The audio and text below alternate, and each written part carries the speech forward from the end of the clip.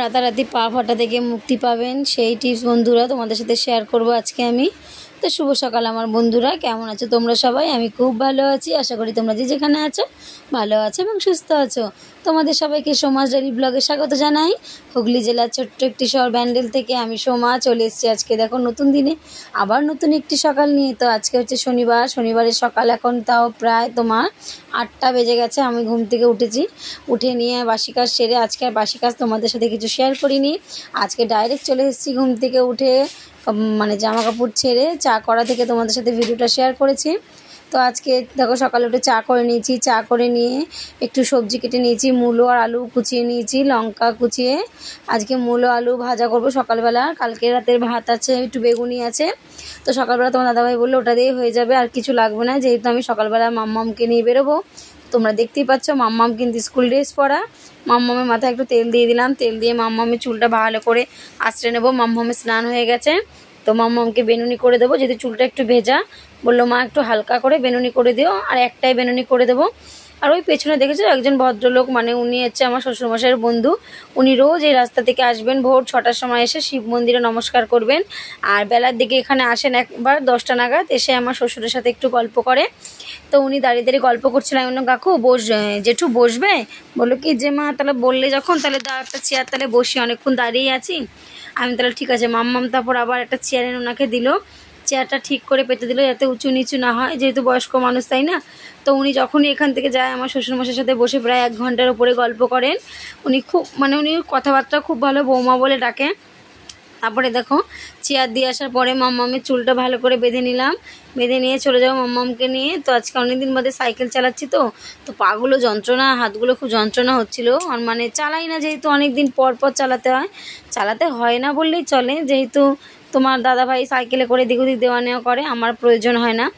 আর আজকে যেহেতু সাইকেল চালাচ্ছি, তো মাম্মাম চুপচু দাঁড়িয়ে আছে, বলছে মা লাগে আসতে দাও। এবার চুলগুলো তো চুলটা তো ছাড়াতে গেলে লাগবে, একটু বলো।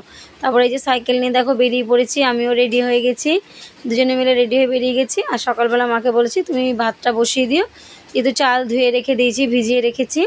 আমি এসে যদি পারি তাড়াতাড়ি কিছু করবো না, তো তুমি করো। তো আমার আস্তে আস্তে প্রায় 12টা বেজে গেছে, কারণ আমি স্কুলে গেছি, স্কুল থেকে দোকানে গেছি, দোকানে একটু মানে সারা জিনিসের দোকানে গেছিলাম, একটু ফটোর দোকানে গেছিলাম, তো অনেক জায়গায় মুদিখানা দোকানে গেছিলাম, তো প্রচুর। তারপর আবার এটিএমে টাকা তুলতে গেলাম, কারণ টাকাটা ভাই পাঠিয়েছিল, সেই টাকাটা এটিএম থেকে তুলতে হবে, অ্যাকাউন্টে পাঠিয়েছিল, ক্যাশ ছিল না। তো তারপরে দেখো এখানে চলে এসেছি বাড়িতে এসে মা ওদিকে ভাত চাপিয়েছে, আমি ভাতটা দেখে নিচ্ছি, আর পেঁপের তরকারি করে নিচ্ছে মা, আমি ডালটা বসিয়ে দিয়েছি। আর সকালবেলা একটুখানি যে মূলোটা কেটেছিলাম একটু বেশি হয়ে গেছিলো, তার জন্য ওটা রেখে দিয়েছিলাম, ফেলে দেবো, ওটা তো রেখে দিলে পড়েই থাকবে। তার জন্য বললাম যে না, ওটাতে ডাল করে দিই। শ্বশুরমশাই বললো কিচ্ছু হবে না, ফেলে তো দেওয়ার জিনিস না, আর খাওয়ারই জিনিস। তারপর ওটাই দিয়ে ডাল করে নিলাম। আর এখানে দেখো ভাত হয়ে গেছে, ভাত হয়ে যাওয়ার পর কিন্তু ভাতের হাঁড়িতে আমি নুড়ি দিয়ে নিচ্ছি। মানে ছোটোবেলায় বললাম না যে বড়োদের কাছ থেকে যা শিখেছি সেটা নিজেও অ্যাপ্লাই করি, আর সেটা মেয়েকেও শেখাই। তো ভাতের হাঁড়ি তোলার পর ভাতের হাঁড়িতে ভালো করে নুড়ি দিয়ে নিই, যাতে ভাতের পরিষ্কার থাকে। তো শাশুড়ি মা বলেন, মাকেও দেখতাম বলতো যে ভাতের হাঁড়ি তোলার পর সবসময় যেন এরকম নুড়ি দিয়ে রাখতে হয়, যাতে হাঁড়ি পরিষ্কার থাকে। আর কখনও দুপুরবেলা ভাতের হাঁড়ি না খালি করতে নেই, যদি ধরো কোনো সময় ভাত শেষ হয়ে যায় একটুখানি ভাত হাঁড়িতে রেখে দেবে, ধোবে না কখনও, কারণ ভর দুপুরবেলা ভাতের হাঁড়ি ধুলে নাকি মা লক্ষ্মী অসন্তুষ্ট হন, তার জন্য কখনও ভাতের হাঁড়ি কিন্তু ধুই, আমি কখনও ধুই না। তো এটা একটা কিন্তু গুরুত্বপূর্ণ টিপস বন্ধুরা, তোমরা এই যারা জানো আমাকে একটু কমেন্ট করে জানিও কারা কারা এই টিপসটা জানো। তো টিপস বললে ভুল হবে, এটা হচ্ছে একটা জানার বিষয়, যেটা হয়তো অনেকে জানে না। কিছু কিছু জিনিস দেখবে বড়দের কাছ থেকে আমাদের শেখার আছে, আবার ছোটোদের কাছ থেকেও কিন্তু আমাদের অনেক কিছু শেখার আছে, তাই না? তো তারপরে দেখো আমি এখানে ঠাকুরের বাসনটা ধুয়ে নিয়েছি, কারণ ঠাকুরের বাসনটা ধুয়ে দিই, পুজো দিতে তো আমার দেরি হবে, যেহেতু এখন 12:30 বাজে, আমি রান্না করে এখন সব কাজ সারবো। তারপরে তো তোমার দাদাভাইকে বলেছি স্নান করে পুজোটা দিয়ে দাও, যেহেতু বাসন টাসন ধুয়ে রেখে দিয়েছি। তো তোমার দাদাভাই এসে স্নান করে পুজো দিয়ে দিয়েছে। আর এই জামা প্যান্টগুলো ভিজিয়ে রেখে গেছিলাম গোগলের, এগুলো কেচে দিয়েছি। আর আজকে একটু উঠতে লেট হয়ে গেছিলো, তো তোমার দাদাভাই বললো কিছু হবে না, এখন তো বাড়ি আছে, অসুবিধা কী আছে। কিন্তু দেখো দেরি করে ঘুম দিয়ে উঠেও কিন্তু টাইমের মধ্যে সবটাই কিন্তু সেরে ফেলি। একটার মধ্যে কিন্তু ঠিক তোমার দাদাভাইকে খেতে দিয়ে দিয়েছি, বাবাকে আর তোমার দাদাভাইকে।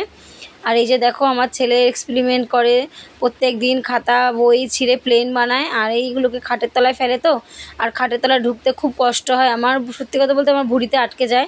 আমি খাটের তলাটা এত নিচু, আমি ঢুকতে পারি না, তাও ওই শুয়ে আমাকে ঢুকতে হয়। তারপর খাটের তলা দেখে দেখো কত ময়লা বের করেছি, ময়লা বলতে কাগজের টুকরো। তারপরে যে পেছনে টেবিলটা, বই যে রাখি টেবিলটা, সেটার পেছনেও সব কাগজেরই কিন্তু টুকরো। ও এদিক ওদিক প্লেন বানিয়ে বানিয়ে ছুঁড়ে মারে, তো কাগজের টুকরোগুলো এদিক ওদিক গিয়ে আটকে যায়। তো কেমন লাগে দেখতে বলো, তার জন্য আমি দেখো ঘরটাকে ভালো করে কিন্তু ঝাড় দিয়ে নিচ্ছি চারিদিক থেকে, মানে ভেতরে এই শোকেসটার ভেতরে, আলমারির তলায়, এগুলো দিয়ে ভালো করে ঝাড় দিয়ে দিয়ে নোংরাগুলো বের করে নিয়েছি। আর এই চুড়িদারটা না আমি দোকানে দিয়েছিলাম কাটাতে, কিন্তু এতটাই ছোট করে দিয়েছে না, এত মানে লম্বা ছিল অনেকটাই, আমি বলেছি একটুখানি কাটাতে, তো উনি অনেকটাই কাটিয়ে দিয়েছে। আর বারবার দেখো মানে নিচের দিকে নেমে যাচ্ছে, বিরক্ত হচ্ছি, তার জন্য কিন্তু আমি দেখো বারবার করে মানে জামাটা টেনে টেনে ধরছি আর কাজ করছি। তো তারপর দেখো ঘর ঝাড় দেওয়া হয়ে গেল, ঘর ঝাড় দেওয়া হয়ে যাওয়ার পর সামনেটা চট পেতে দিলাম। তারপর চলে আসবো যেইটাই তোমাদের সাথে যে শেয়ার করা ছিল, যে টিপসটা। পা দেখবে শীতকালে কিন্তু অনেকের পা ফেটে যায়, ফেটে অনেকের রক্ত বেরোয়, হয়ে যায়, তো খুবই কষ্ট হয়, জানো তো, মানে বলার মতন, আমি নিজেই ভুক্তভোগী। আগের বছর কিন্তু আমার পা একদমই ফাটেনি, কারণ আমি প্রথম থেকে মোজা পরা স্টার্ট করেছিলাম। এবছর আর মোজা পরার সময় পাইনি, এদিক ওদিক দৌড়াদৌড়ি করতে করতে না মোজা পরাটা ভুলেই গেছি। আর সারাদিন যা জলের কাজ করতে হয় জানো তো, তো পাটা একটু ফেটেই গেছে বলতে, মানে শুতে গেলে লেপে বাঁধে, বিরক্ত লাগে, মশারিতে বাঁধে, একটা অস্বস্তি ভাব, তারপর যে যন্ত্রণা হয়, খুব কষ্ট হয়, ব্যথাটা যখন মানে ফাটা জায়গাটা যখন টান ধরে না, খুব যন্ত্রণা হয়, ব্যথা হয়, খুব কষ্ট হয়। তো সেটা থেকে মুক্তি পাওয়ার জন্য অনেকে আছে ওষুধ, দেখো আগেরবার আমি ওষুধ অ্যাপ্লাই করেছিলাম, তো ওষুধ তো দিলে দেওয়াই যায় তাই না, কিন্তু যদি কোনো ঘরোয়া টিপস থাকে আমাদের জন্য, সে ঘরোয়া টিপস দিয়ে যদি আমরা সেটা কোনো উপকার পাই, তাহলে সেটা আমাদের কাছে অনেকটাই উপকার। কারণ ঘরোয়া জিনিস থেকে যদি কোনো উপকার পাওয়া যায়, তার মানে আর কোনো তুলনা হয় না। তো আমি আজকে যে টিপসটা তোমাদের শেয়ার করব, তোমরা কিন্তু করতে পারো, যাদের যাদের পা ফাটা মানে প্রবলেমটা আছে, তারা কিন্তু এই টিপসটা অ্যাপ্লাই করো, তোমাদের জন্য কিন্তু খুব ভালোই হয়। তো এখানে দেখো আমি একটু পেঁয়াজ, তারপর একটু আলু, আর এখানে জবা পাতা নিয়েছি, যদি জবা পাতা না থাকে পুঁই শাক গাছের পাতা নিতে পারো। তো পুঁই শাক গাছের পাতা, জবা গাছের পাতা কিন্তু দুটোই কিন্তু একই কাজ করে। তো তার জন্য দেখো আমি পুঁই শাক গাছের পাতা নিয়ে আমি জবা গাছের পাতাই নিয়ে নিয়েছি। তার মধ্যে একটু কোলগেট দিয়ে নিয়েছি, সাদা যে পেপসোডেন্ট কোলগেট হয় না, সাদা কোলগেট, সাদা যে কোনো কোলগেট তোমরা নিতে পারো। আর এখানে নিয়েছি গ্লিসারিন। তো গ্লিসারিন যেহেতু ছিল না ঘরে, আমি আবার মাম্মাকে দেখলে তো দিতে স্কুলে ভর্তি করতে গিয়ে ওখান থেকে আসার সময় গ্লিসারিন, ভ্যাসলিন আর কোলগেট নিয়ে আসলাম। আর এর মধ্যে একটু হলুদ দিয়ে দিয়েছি, কিন্তু লেবুটা আমার ঘরে যেহেতু নেই, ওই জন্য লেবুটা দিতে পারিনি। যদি তোমাদের ঘরে লেবু থাকে, তাহলে এই যে জল গরমটা করেছি নুন দিয়ে, এর মধ্যে দেখো একটু শ্যাম্পু দিয়ে নিয়েছি, আর এর মধ্যে একটু লেবু থাকলে লেবু দিয়ে নিয়ে ভালো করে পাটাকে গরম জল আর হালকা উষ্ণ গরম জলে পা রাখলে কিন্তু বেশ আরামই লাগে। তো পাটাকে কিছুক্ষণ প্রায় 10 মিনিটের মতো ভিজিয়ে নেব পাটাকে রেখে। আর যে গা হাত পা জলার খোসা হয় সেটা দিয়ে, কিংবা কোনো যে ট্রেনে পাওয়া যায় না পাথর টাইপের, তো ওই সব দিয়ে পাটা ভালো করে পরিষ্কার করে নেবে। তো দেখো আমি কিন্তু গরম জলে পাটা দিয়ে বেশ এদিক ওদিক করছি, আরামই লাগছে। তারপরে খোসা দিয়ে পাটাকে ভালো করে রগড়ে পরিষ্কার করে নিয়েছি, একদম পুরো সাদা চকচকে করে নিয়েছি। তারপরে এরকম করে ভালো করে রগড়ে ধুয়ে পাটাকে একটু সুন্দর করে মুছে নেব, শুকনো শুকনো করে। তারপর যে ব্যাটারটা বানিয়েছি, ও তার মধ্যে পরে কিন্তু একটু সর্ষের তেল অ্যাড করেছি, তখন সর্ষের তেলটা অ্যাড করতে ভুলে গেছিলাম বলে পরে অ্যাড করে নিয়েছি। দেখো এবারে শুকনো মানে এটা আবার জল দিয়ে ভালো করে পাটাকে ধুয়ে নিলাম, এমনি জল দিয়ে ধুয়ে পাটা ভালো করে মুছে নেব গামছা দিয়ে, শুকিয়ে নিয়ে এই যে ব্যাটারটা বানিয়েছি, এই ব্যাটারটা ভালো করে পায়ের ওপর থেকে নিচ অবধি মানে ভালো করে মেখে নেব। মেখে প্রায় 10 থেকে 15 মিনিট রেখে দেবো। 15 মিনিট রাখার পরে পাটাকে ভালো করে ধুয়ে নেব। যেহেতু বললাম লেবু নেই আমার ঘরে, যদি লেবু থাকতো লেবুর মধ্যে একটু চিনি দিয়ে ভালো করে পাটাকে ডলে নিতাম। নিলে কী হয়, লেবুতে আমাদের পায়ে যে কালো ছোপ ছোপ দাগগুলো থাকে না, দাগগুলো তুলতে কিন্তু লেবুর রস খুব সাহায্য করে আমাদের।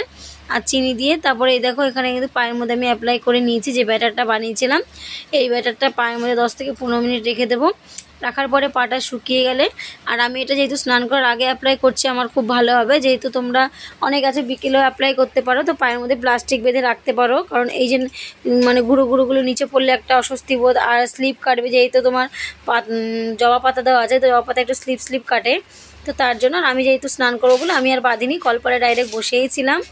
দিয়ে পাটাকে ভালো করে দেখো এখানে কিন্তু ধুয়ে নিয়েছি, পাটা ধুয়ে নিয়ে চলে গেছি স্নান করতে। স্নান করে এসে আমি তারপরে পাটাকে ভালো করে শুকনো গামছা দিয়ে মুছে নিয়েছি, একদম শুকনো করে নিয়েছি যাতে কোনো জল না থাকে। তো দেখতেই পাচ্ছ পাটা কত সুন্দর কিন্তু পরিষ্কার হয়েছে। আর এই যে গ্লিসারিনটা এনেছিলাম, ওই গ্লিসারিনটা, আর এই যে এনেছি ভেসলিন।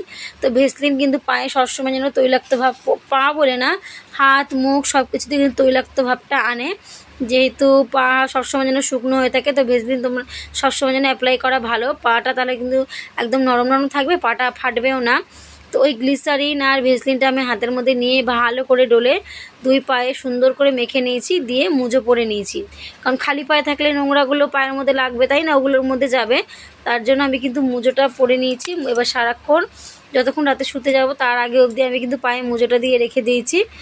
বাথরুমে গেছি যখন পাটা ধুয়ে নিয়েছি, আবার মুজোটা পরে নিয়েছি। আর রাতে শুতে যাওয়ার আগে আমি সেই পাটা সুন্দর করে আবার যে গ্লিসারিন ছিল, গ্লিসারিনটা ভালো করে পায়ের মধ্যে মেখে নিয়েছি, নিয়ে তারপর শুয়ে পড়েছি। তো তোমরা 2 থেকে 3 দিন এরকম অ্যাপ্লাই করে দেখতে পারো পরপর, দেখবে কিন্তু পা তোমাদের আগে যেরকম ফাটা ছিল সে তুলনায় অনেক অনেক অনেক কম হবে, আর কিন্তু আরামও পাবে। তো আমার এই টিপসটা আজকে তোমাদের কেমন লাগলো বন্ধুরা আমাদের কিন্তু অবশ্যই কমেন্ট করে জানিও আমাকে। তো শীতকালে পা ফাটাটা সবারই একটু না একটু আছেই, তো তার থেকে আরাম পাওয়ার জন্য ঘরোয়া টিপসটা আমার কেমন লাগলো অবশ্যই কিন্তু জানিও। তো এক নাগাড়ে তোমার সাথে অনেক কথা বলে গেলাম, এবারে চলে এসছি একদম পুরো সন্ধেবেলা। তো সন্ধেবেলা কী রান্না করব তখন মনে পড়লো ঘরে যখন ছোলার ডাল আছে তাহলে ছোলার ডালটাই করি, যেহেতু ফুলকপি রেখেছি। আর ফুলকপি দিয়ে ছোলার ডাল শীতকালে কিন্তু খেতে ভালোই লাগে। তো সেই জন্য ছোলার ডালটাকে ভিজিয়ে রেখে দিয়েছি। ভিজিয়ে রেখে দেওয়ার পর গুগল মাঠে গেছে, মাঠ থেকে চলে এসছে। আজকে তোর মাঠ থাকার কথা না, কিন্তু কালকে যেহেতু ওদের প্র্যাকটিস খেলা আছে কলকাতায়, তার জন্য আজকে একবার ট্রাই করে নিল। তো ও খেলে এসছে পর ওকে দেখো দুধ গরম করে দিয়েছি, ও খেয়ে নিচ্ছে। দুধ গরম খাওয়ার পরে কিন্তু আমি চলে এসেছি দেখো চা করতে। সন্ধ্যাবেলা সবাই মিলে একটু চা বিস্কুট খেয়ে নেব, নিয়ে তারপরে আটা মাখবো, কারণ কালকে সকালবেলা অত সকালে না উঠে পারবো না, ওর জন্য আজকে রাত্রবেলা আটাটা মেখে রেখে দেবো।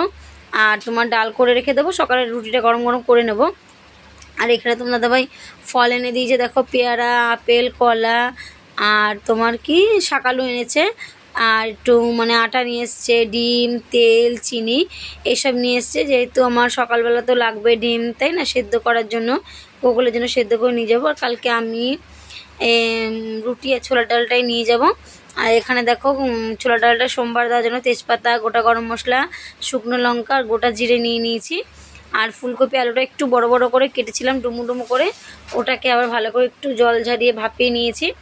আর এখানে দিয়ে দিয়েছি হিংটা সোমবারে দিয়ে দিলে বেশ সুন্দর আসে গন্ধটা, আর টেস্টটাও কিন্তু খেতে খুব সুন্দর লাগে। তো সব কিছু সোমবার দিয়ে দেখো আমি এগুলো দিয়ে ভালো করে নাড়াচাড়া দিয়ে ভেজে নেব। ভেজে নেওয়ার পর একটু ঢাকা দিয়ে দেবো, যেহেতু ভাপানো আছে ঢাকা দেওয়ার প্রয়োজন নেই। তারপরে এই যে আমি পেস্টটা বানিয়েছিলাম, টমেটো, কাঁচা লঙ্কা আর আদা দিয়ে একটা পেস্ট বানিয়েছিলাম, এই পেস্টটা দিয়ে নুন হলুদ দিয়ে ভালো করে নাড়াচাড়া দিয়ে নেব। যখন তেলটা ছেড়ে যাবে, তো ডালটা একটু কম যেহেতু সেদ্ধ হয়েছিল, তার জন্য ডালটা দিয়ে আবার একটু নাড়াচাড়া দিয়ে ডালটা প্রেশারে দিয়ে দিয়েছি। প্রেশারে আর একটা সিটি মারলে বেশ ডালটা গলেও যাবে, খেতেও ভালো লাগবে। আর দানা দানা থাকলে না মুখে বাঁধবে, তো একদম ভালো লাগে না, একদম দানা দানা ভালো লাগে না ডাল যদি একটু ভেঙে না যায়। তো তারপর দেখো প্রেশার কুকারের মধ্যে দিয়ে দেবো, আর একটু চিনি দিয়ে দেবো, যে যেরকম মাপে চিনি খাও, যে অল্প খাবে সে অল্প দেবে, যে বেশি খাবে সে বেশি দেবে। তো চিনিটা দিয়ে নেবো, চিনিটা দিয়ে প্রেশারে সিটি মারতে দিয়ে দেবো। তারপর নামানোর পর একটু গরম মশলা, ঘি, যে যেরকম খাবে, আমি তো ঘি দিয়ে দিয়েছি। গরম মশলা যেহেতু দিইনি, কারণ আমি যে ভাজা মশলাটা ঘরে বানিয়ে রেখেছিলাম ওই ভাজা মশলাটা ওপর থেকে ছড়িয়ে দিয়েছিলাম, তার জন্য কিন্তু আর আমি গরম মশলাটা গুঁড়ো দিইনি।